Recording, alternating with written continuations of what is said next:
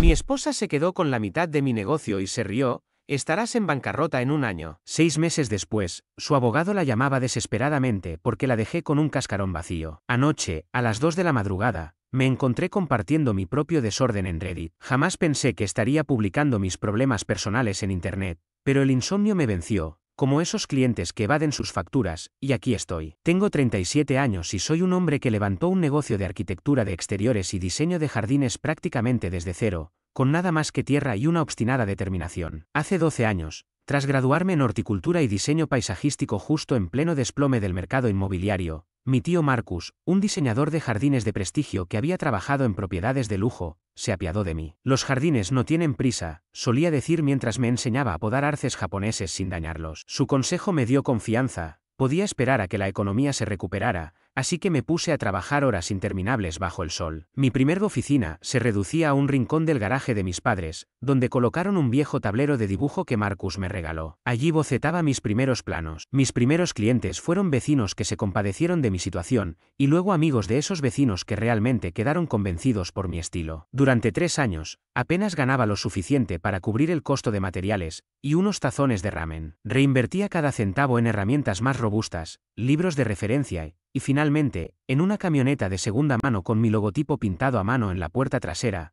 totalmente improvisado. Al 5.º año ya había alquilado un pequeño espacio sobre una tienda de insumos de jardinería y contratado a un ayudante a tiempo parcial. Mis ingresos me permitieron mudarme del hogar de mis padres a un modesto departamento. Mi propuesta, jardines naturales y sostenibles que parecían nacer del entorno en lugar de imponerse, empezó a destacar en la zona. Fue en una feria local de hogar y jardín donde conocí a Olivia. Apenas contaba con presupuesto para el puesto más discreto, ese ubicado en la esquina más olvidada, donde colgué mis fotos impresas en un café del barrio, sujetas con chinchetas a unos paneles desgastados. En medio de los stands pulidos de empresas renombradas, mi espacio parecía un proyecto escolar. Ella se detuvo, examinó mis diseños con detenimiento y comentó: «Tienes algo que los demás no tienen, tienen alma». Su presencia, con un corte de cabello bob perfecto y un atuendo discreto pero caro, llamó mi atención. Olivia trabajaba en una firma de arquitectura de alto nivel, pero se sentía limitada por la rutina corporativa y los diseños beige que imponía la empresa. Lo que empezó como un breve intercambio en el stand se prolongó en un café tras el cierre de la feria, y luego en una cena tan larga que el personal del restaurante comenzó a limpiar mesas cercanas. Ella hablaba de integrar tecnología de visualización 3D en proyectos paisajísticos,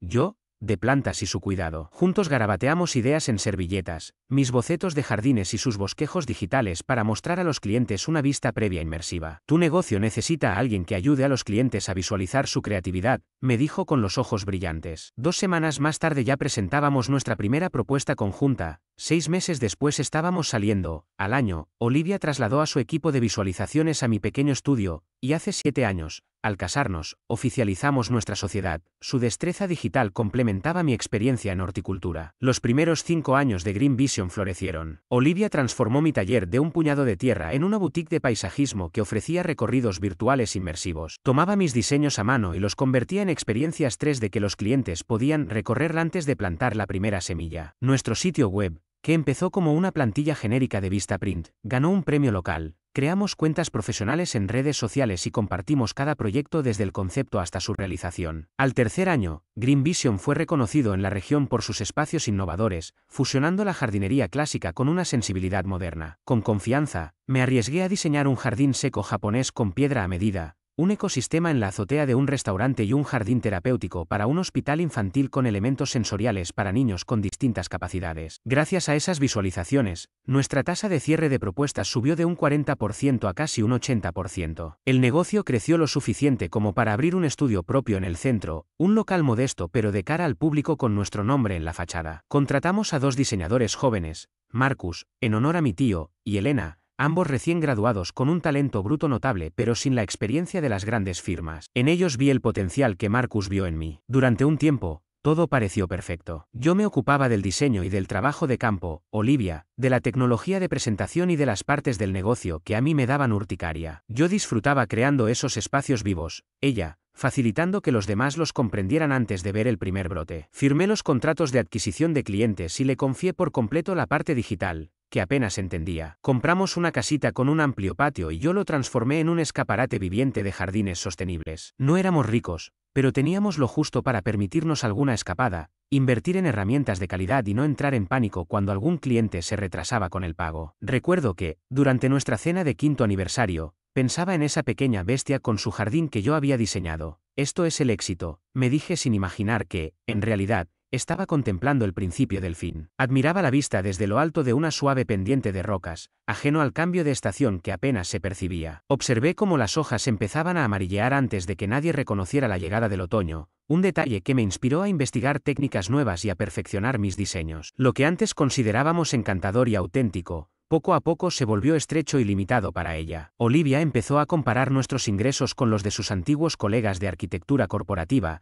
aquellos que trabajaban en rascacielos de cristal en el centro y disfrutaban de bonificaciones anuales. Jessica acaba de ser ascendida a directora de visualización, me soltó una noche, hojeando su teléfono mientras yo trazaba planos sobre la mesa. La van a mandar a Tokio para presentar su nueva plataforma de realidad virtual. Comentarios como aquel se convirtieron en el pan de cada día. De pronto, nuestro ingreso constante parecía apenas de clase media, como si estuviésemos a una orden de Amazon de la bancarrota. Mi negocio local, nacido de cero, se había quedado pequeño. Si no eres global, no existes, me reprochaba. Los diseños que antes calificabas de conmovedores y únicos, ahora eran lindos pero amateurs. Luego vinieron los golpes directos. Podrías ganar 6 cifras si no estuvieras atrapado en hábitats de gnomos de jardín. Había aceptado encargos que exigían mi creatividad y resistencia física para mejorar el margen de beneficio, pero nada parecía florecer a su gusto. La misma mujer que antes admiraba mi pasión, ahora hablaba de jugar con plantas como un niño con una maceta. Esas palabras calaron hondo porque provenían de quien había prometido apoyarme incondicionalmente. Una noche, tras un comentario especialmente cortante sobre lo antiguo de nuestro modelo de negocio, traté de entender. Pensé que te emocionaba lo que construimos juntos. Su voz rezumaba cansancio, esa nueva expresión que llevaba como un estigma. Me encantó, Nathan. Pero tengo 40 años. ¿De verdad quieres seguir diseñando jardines para amas de casa y restaurantes locales? ¿No te gustaría crecer? ¿Tener una estrategia de salida? No solo atacaba mi empresa, cuestionaba mi identidad. No veía mi trabajo como un hobby, sino como mi legado,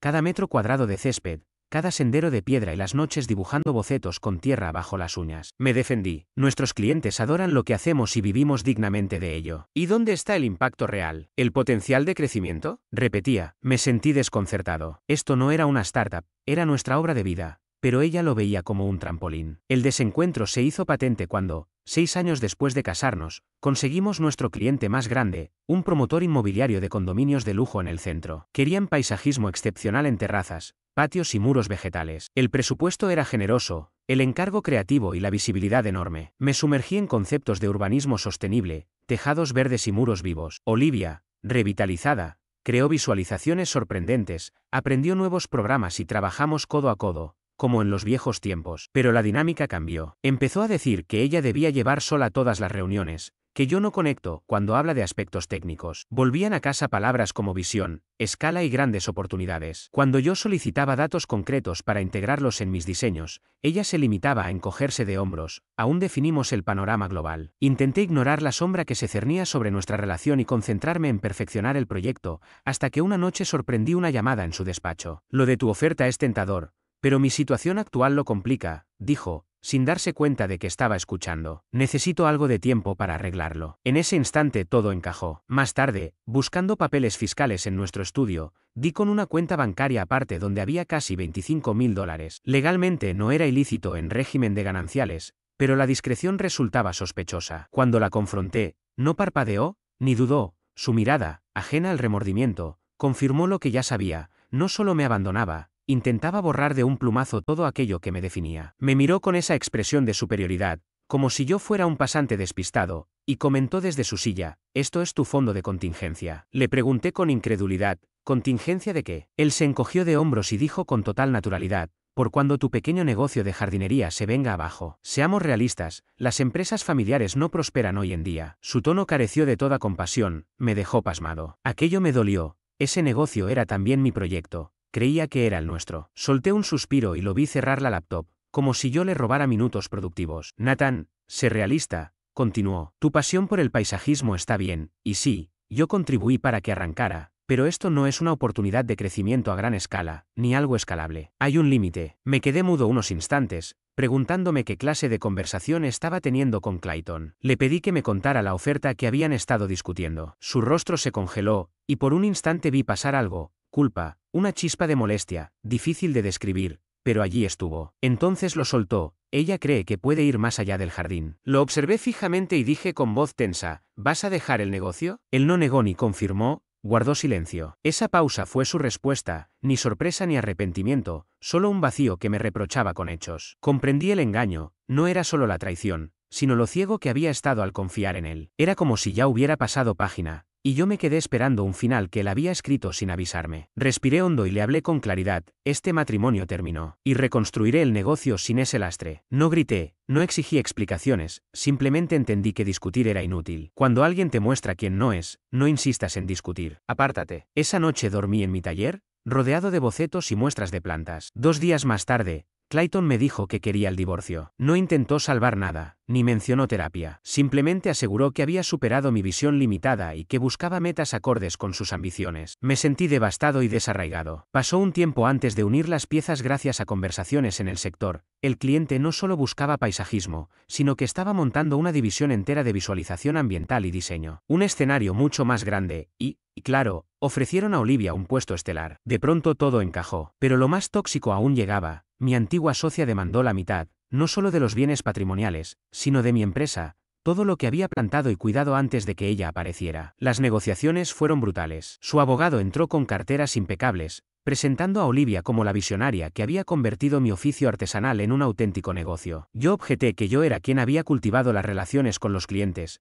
quien entendía las plantas y el terreno. Su respuesta fue fría. Sin su material de visualización, sus diseños seguirían siendo garabatos en papel cuadriculado. Mi abogado, un generalista de herencias y bienes raíces, no pudo hacer frente al rigor de aquel jurista corporativo. Con mis ingresos modestos no podía permitirme un bufete de alto nivel. El juez compró el argumento de su lado, yo me quedé con la casa y la mitad de mis ahorros, pero solo el 50% de la empresa que había levantado desde cero. Cuando recibí los términos, sentí como mi alma abandonaba el salón. Olivia me dedicó una sonrisa desdeñoso al firmar los documentos, en un año estarás en la ruina. Sin mis habilidades técnicas, nadie querrá tus simpáticos dibujos de jardines, soltó entre risas. Incluso su abogado se carcajeó. Yo asentí con calma, fingiendo estar acabado, un brote marchito en una esquina. Pasé 3 días sumido en la desesperación, dispuesto a desaparecer del mundo del paisajismo, mudarme al campo y reponer macetas en un vivero como si mi sueño nunca hubiera existido. Pero recordé un consejo de mi tío Marcus, tras una sequía que arrasó nuestras plantaciones, los jardines no mueren tan fácil, están hechos para renacer. Así empezó mi terapia de ampollas, mientras Olivia celebraba con su flamante división y una cafetera de $5,000, yo cargaba adoquines bajo la lluvia, con una carretilla y nada más. No había pasantes ni equipos costosos, solo yo en un terreno embarrado, cumpliendo plazos. No había tiempo para lamentaciones, había muros de contención que levantar y clientes que no me fallaban. Lo que Olivia había olvidado es que ella dominaba la visualización,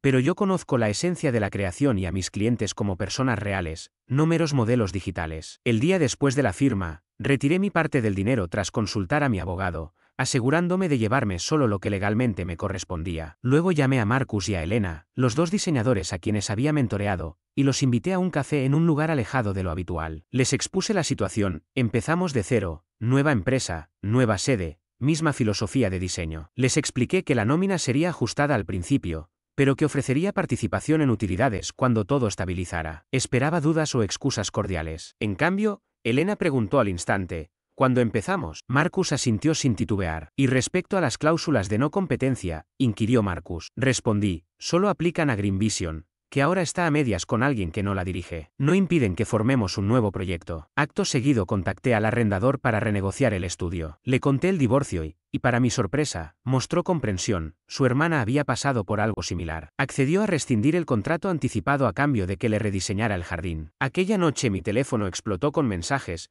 ¿Qué pasó con la cuenta de la empresa? ¿Dónde están los archivos de diseño y nuestros proyectos? No respondí. Observé cómo los chats se acumulaban como hojas secas en invierno. Les dejé en pánico. A la mañana siguiente presenté la documentación para la nueva sociedad, Marcus Legacy Gardens, en honor a mi tío, quien me enseñó todo. Me mudé a un garaje reformado, más pequeño y acogedor, usé mi equipo como aval para un préstamo y me puse a trabajar. Lo divertido es que la vieja empresa seguía existiendo técnicamente, Olivia aún tenía el 50% de un cascarón vacío, el local estaba desierto, el personal se había marchado, la web había caído y los clientes se fueron, porque detrás de ese negocio estaba mi nombre. En menos de una semana hablé personalmente con todos los clientes con proyectos pendientes. Les expliqué que nos reestructurábamos y que yo continuaría al frente. Esperaba renegociaciones, pero ninguno retrocedió, al contrario, muchos se pusieron de mi lado. Mencioné de forma vaga mis problemas matrimoniales, y de pronto resonaron en ellos historias propias de separación. La señora Bernati, una clienta legendaria, me dijo: siempre pensé que las flores no son para engañar. Me encanta trabajar sin parar,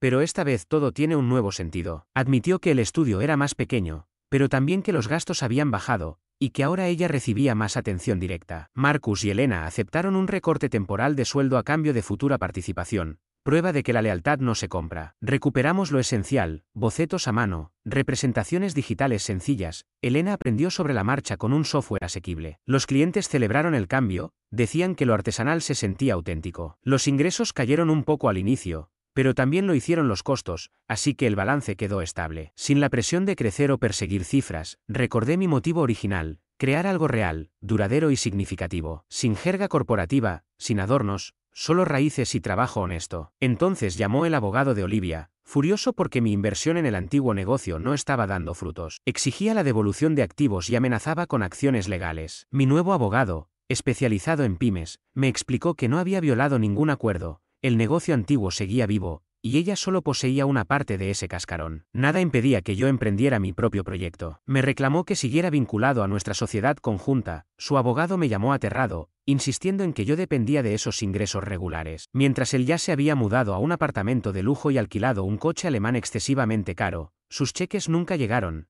Nada más que promesas vacías. La ironía más deliciosa: algunas de nuestras antiguas clientas han preguntado por proyectos de paisajismo, y como no tienen otra alternativa, él las deriva directamente a mí. No busco venganza, mi objetivo siempre fue crear espacios hermosos y ganarme la vida con ello. Aún así, debo confesar cierta satisfacción al ver cómo florece el negocio que él desechó por jugar con plantas, mientras su fondo de contingencia se está quedando completamente seco. Un día, sin avisar, apareció sola en mi nuevo estudio. Me pilló terminando unos bocetos, y de milagro, no embadurné el papel al sobresaltarme. Seguía vistiendo con esa elegancia de diseñador, pero su sonrisa segura se había desvanecido. Iba visiblemente estresada y nerviosa. Empezó alabando el espacio y al instante cambió de tema. Tenemos que hablar del negocio, dijo. Sin dejar de trazar líneas, escuché su propuesta de volver a trabajar juntos porque, según ella, éramos un gran equipo. Casi me río. No echaba de menos nuestra antigua colaboración. Su bolso de marca lucía deshilachado y las joyas costosas con las que solía presumir habían desaparecido tan pronto como rechazó su propia oferta. Entonces pasó a criticar mi empresa. Mi página web le parecía amateur, la había diseñado el hijo de Elena, estudiante de medios digitales. Mis redes eran irregulares porque prefiero el jardín al móvil, y mis tarifas falta de sofisticación, basadas únicamente en tiempo, materiales y sentido común. Afirmó que sin su toque digital yo estaba perdiendo dinero,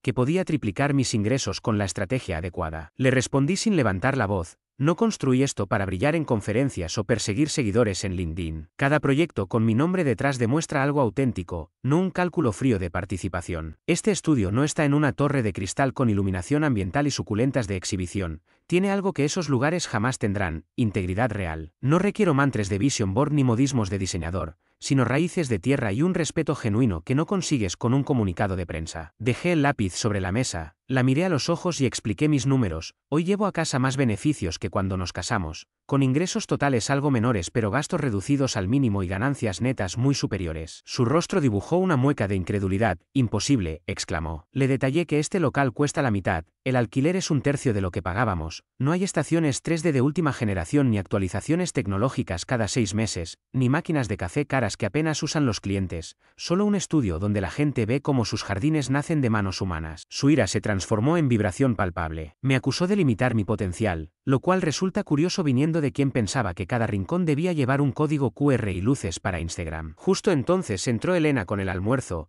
Ella se quedó petrificada por un segundo y luego me lanzó una mirada. ¿Quieres que me quede?, preguntó su silenciosa interpelación. Asentí con un leve gesto. Olivia captó la señal inmediatamente. Sus ojos se movieron rápido entre nosotros y la puerta. Sin palabras, Elena deslizó el plato como una ninja. Luego, Marcus, Elena y la mayoría de las clientas presentes se limitaron a guardar silencio. Él recorrió la sala con la mirada, los dibujos clavados en la pared, el modelo a medio construir de un jardín comunitario, el pizarrón lleno de apuntes de proyectos. Todo gritaba: nos va mejor sin ti, ¿verdad? Al fin le pregunté: ¿acaso lo planeaste? pero su rostro no cambió. Me había adaptado. Eso es lo que hacen las empresas reales cuando dejan atrás un lastre que les estorbaba. Se marchó furiosa, soltando un dramático «esto no ha terminado». 3 días después, llegó una carta de su abogado exigiendo los estados financieros. Olivia alegaba que mi nueva compañía obtenía beneficios de la anterior y reclamaba su parte justa. Mi propio abogado, una leyenda, contestó con un texto impecable: «No,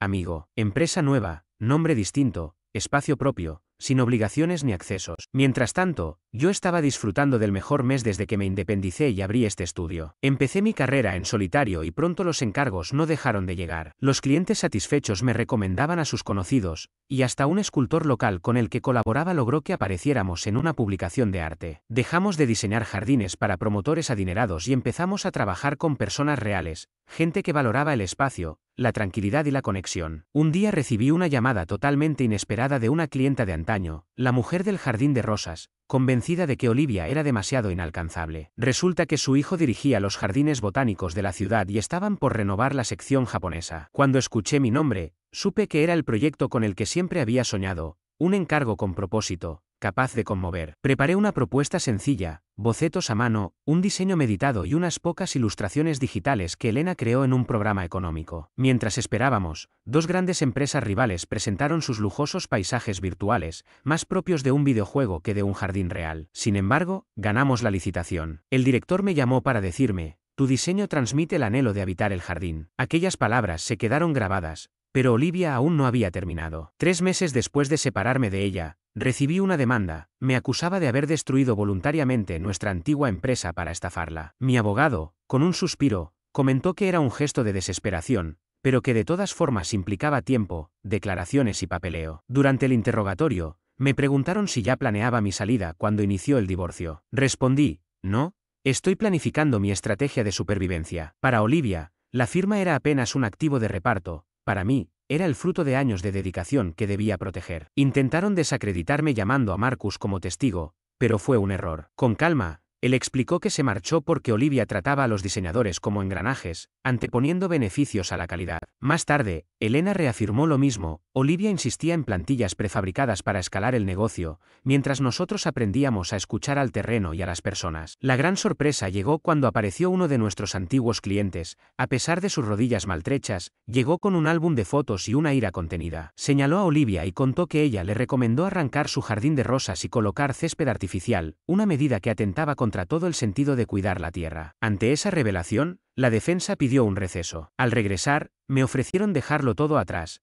comprar mi parte de la empresa por $75,000. Podría haberme presentado como víctima, amargado por la traición, pero preferí mirar lo que realmente tenía: un proyecto cimentado en valores, un equipo dispuesto a respaldarme y la dignidad de saber que no me rendiría. Contraté a un contador, que valoró la empresa en unos $800, el precio de mercado de una compañía sin empleados, clientes ni alma. Olivia aceptó sin dudar y, al mismo tiempo, el visionario inmobiliario, que le había prometido dirigir una división, desapareció cuando la corporación no aprobó su plan. Una semana después, me encontraba en un banco cuando me topé con su hermano, alguien con quien nunca fui cercano, pero siempre sensato. Me confesó que ella llevaba años apropiándose del trabajo ajeno, desde proyectos escolares hasta colaboraciones profesionales. También me reveló que él aceptaría un cargo de dirección en Boston, pero que la verdadera razón de su partida era mi reputación. Asentí sin preguntar más. Hoy me llaman para mentorizar a estudiantes y hablar en exposiciones de paisajismo. Es curioso cómo funciona la vida. Han pasado casi 12 meses y contamos con 6 empleados, 2 sedes y un grupo de clientes con misiones auténticas. Incluso hemos salido en revistas especializadas y aparecido en algún podcast. Todavía me sorprende cómo llegué allí. Ahora salgo con alguien que, como yo, dibuja plantas a mano. Tomamos café en mi jardín trasero y observamos cómo crece un arce japonés que planté desde un esqueje. Olivia decía que en un año estaría arruinado. En cambio, poseo algo mucho más valioso: paz, propósito y un negocio propio. Descubrí que el éxito no siempre brilla con fachadas pulidas. A veces nace en las manos llenas de tierra, en la lealtad de un equipo fiel y en el aroma de la tierra recién removida. Y, sinceramente, eso vale más que cualquier paquete reluciente.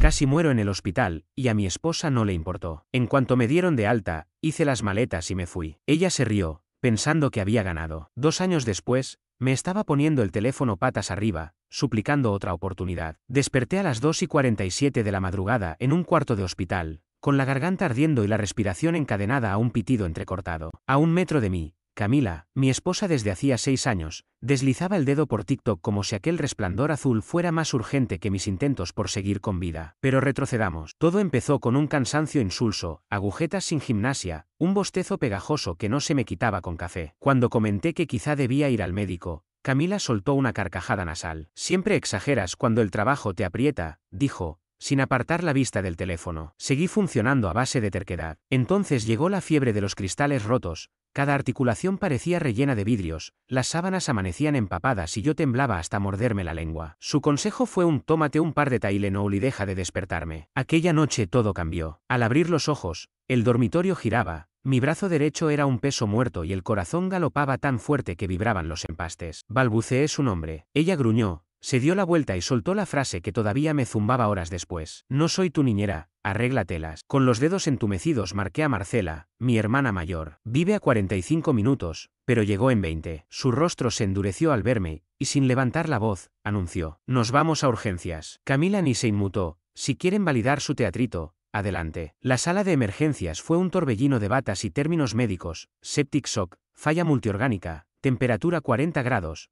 Presión cayendo en picada. Cuando el médico preguntó cuánto llevaba así, describí las semanas, él miró a Camila, que seguía deslizando Instagram como quien espera turno en un banco. Me ingresaron al instante. Marcela permaneció hasta que la seguridad la obligó a irse. Prometió volver al amanecer. A Camila le sugirieron quedarse esa primera noche. Frunció el ceño. Tengo una reunión a primera hora. Aquí está en buenas manos, y se marchó. Así comenzó un desfile de bolsas de antibióticos, análisis interminables y delirios febriles. Marcela aparecía cada tarde con ropa limpia, el portátil y preguntas lúcidas para los especialistas. Camila vino 2 veces. La primera, 15 minutos, se quejó de lo caro del estacionamiento. La segunda, con un café que se enfrió mientras narraba el cotilleo de una fiesta. Cuando le pedí ayuda para beber agua, la infección me había dejado sin fuerza, repitió, mordaz. No soy tu niñera, arréglatelas. La enfermera, que entró después, me sostuvo el vaso con infinita paciencia. Fue entonces cuando entendí, aquella desconocida mostraba más piedad que la mujer con la que me había casado. Pasé 10 jornadas tras esas paredes blancas. Marcela me leía páginas de novela entre las tomografías y me sostuvo el brazo las primeras veces que di pasos. Los compañeros del trabajo enviaron tarjetas, hasta la señora del catering me traía gelatina extra. Camila, en cambio, vino solo una vez más, canceló nuestras vacaciones, obviamente no estarás a la altura, y se quejó de llevar la casa ella sola. Jamás preguntó por mi pronóstico. El día del alta, no apareció. Un mensaje me indicó que estaba desbordada y que Marcela podía encargarse. Durante el trayecto a casa, mi hermana revisaba por el retrovisor, intentando descifrar si yo iba a romper a llorar. No lo hice, pero esa misma noche, mientras Camila reía ante una serie, yo disputaba con mis dedos temblorosos la rosca de una botella de agua. Allí, en silencio, se selló mi decisión. Al amanecer, Camila preparó tostadas de aguacate para su Instagram, a mí me señaló el pan congelado. Le escribí a Marcela, ayúdame a salir. Con la precisión de un atraco quirúrgico, fuimos vaciando la casa, documentos, ropa, portátil, medicamentos. Conseguí un pequeño departamento con ascensor, subir escalones seguía siendo una proeza, y cambié la domiciliación de mis cuentas. Camila no percibió nada. Planeaba un viaje con amigas. Estarás bien solo, ¿verdad? Preguntó sin alzar la vista del portátil. Asentí y añadí, cancelar tarjeta conjunta a mi lista mental. Las pequeñas puñaladas dolían más que los movimientos de cajas, los papeles del alta tirados a la basura, suspiro dramático cuando pedí recoger una receta, la queja porque estropeaba la colada durmiendo a media jornada. Cada detalle oxidaba lo que quedaba del anillo. Esperé a que se fuera a trabajar. Dejé las llaves y una carta concisa. No había reproches encendidos, solo la cronología de una sepsis y la constatación de que yo ya no estaba allí. Bloqueé números, corté la localización compartida y salí. Esa noche, sentado en un sillón prestado, degusté comida china pasada de soja, sabía a libertad. El teléfono de Marcela comenzó a parpadear. Muy gracioso, volverá en una semana, escribía Camila. Minutos después, está siendo ridículo. No puedes largarte porque no te cuide lo suficiente. Vas a arrepentirte de este berrinche. 1 hora más tarde, lo estás avergonzando todo. Todos saben que solo buscas atención, como aquella vez a las 3 de la mañana. Yo deslizaba cortinas de ducha en Amazon y organizaba mi primera sesión de terapia. Mientras Camila abordaba una narrativa de marido inestable, mi terapeuta me regaló una claridad chirriante. Estar acompañado y sentirse acompañado son cosas distintas. En esa habitación tú estabas solo. 2 semanas después, mi apartamento es mínimo, pero callado. La pareja anciana de al lado me dejó sopa de pollo, lloré sobre la primera cucharada más de lo que lloré al firmar mi acta matrimonial. Ya subo un tramo de escaleras sin ahogarme, cociné pasta y me supo a triunfo. La sensación dominante es alivio, no hay huevos rotos bajo mis pies, ni comentarios hirientes esperando salir de la boca equivocada. Camila intensifica los intentos de contacto, alterna sollozos con amenazas veladas, sube historias de apoyar a tu pareja en sus luchas mentales, pero cada mensaje me confirma que elegí bien. La próxima semana veré a un abogado. Tengo los históricos del hospital y capturas donde admite haber ignorado mis síntomas. No busco guerra, solo salida. Hoy amaneció un SMS desde un número desconocido. ¿Siempre regresas? ¿Quién soportará tu drama? Sonreí, abrí la ventana, respiré. Por primera vez en años, el aire no olía a resignación. Desactivé el número,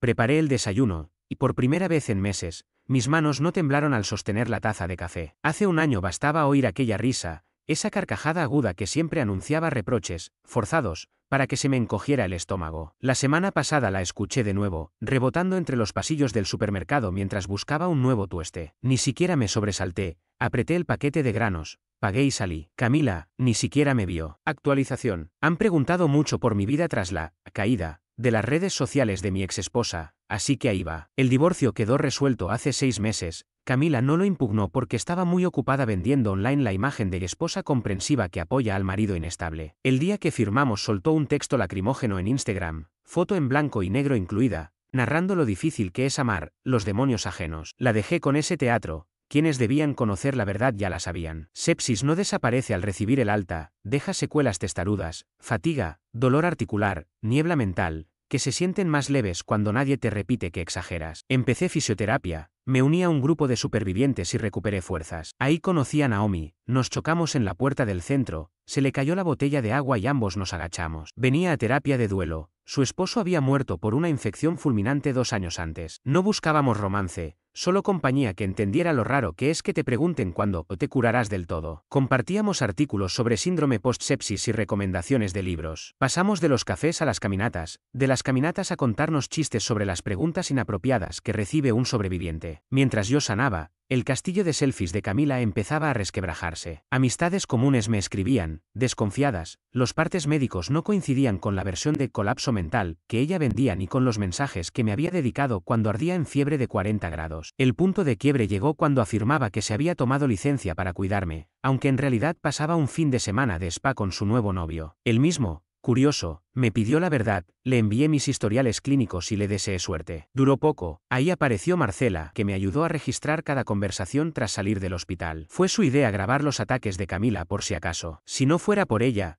quizá aún dudaría de mi propia memoria. En el trabajo me ascendieron a un puesto más estratégico y menos físico, mi equipo celebró con cupcakes. Naomi me sorprendió con cena en mi restaurante favorito. No era una cita, o no empezó siéndolo, pero verla reírse de su fallido intento de preparar sopa me removió algo que creía atrofiado. Camila apareció en la recepción de mi oficina, ojerosa y con fotos antiguas en la mano, tal vez para evocar tiempos felices. Avisé a seguridad y salí por la puerta trasera. Mi terapeuta me escribió, está bien no sentir nada, a veces es más sano que sentir demasiado. Tenía razón, mi mayor preocupación era llegar puntual al café con Naomi. Con el tiempo, Naomi y yo nos volvimos inseparables. Cuando preparábamos la cena una noche, saqué el anillo que había guardado en un cajón, y sin discursos ni cámaras, le propuse matrimonio. Dijo que sí con las manos llenas de harina. Solo lo supieron familia y amigos cercanos. De algún modo, Camila se enteró y empezaron de nuevo los mensajes, no puedes hablar en serio. Ella es un rebote. Conversemos antes de que cometas un error. Bloqueé un número tras otro, pero reaparecían. Entonces llegó la citación. Camila me demandaba por difamación. Afirmaba que mis testimonios manchaban su honor y reclamaba una suma obscena por daños. Al abrir el sobre, no sentí miedo sino una serenidad extraña. Al fin todo quedaría registrado ante un juez. La audiencia se fijó para el mes pasado. Naomi, Marcela y yo armamos un dossier tan grueso que necesitó una caja. Registros del hospital. Cámaras de seguridad donde Camila aparece 2 veces en 10 días. Capturas de sus stories presumiendo masajes mientras yo estaba entubado. Audios donde me llama dramático, por tener 40 grados. Mensajes suyos instruyendo a familiares, digan que está inestable. El día señalado, la sala rebosaba curiosos y periodistas sanitarios, la demanda había despertado morbo. Camila llegó impecable, vestida de neutralidad, con un pañuelo blanco bien visible. Yo llevaba el mismo traje que usé para mi primera entrevista laboral, me recordaba de dónde venía. Su abogado arrancó con un discurso sobre la reputación de una mujer abnegada difamada por un exmarido vengativo. Cuando tocó mi turno, entregué la caja. El juez ordenó proyectar los vídeos uno a uno. La sala pasó de los murmullos a un silencio helado cuando se mostró a Camila deslizándose por TikTok mientras mis constantes caían en la pantalla del monitor. ¿Reconoce usted a la persona del móvil?, preguntó el juez. Parecería ser yo,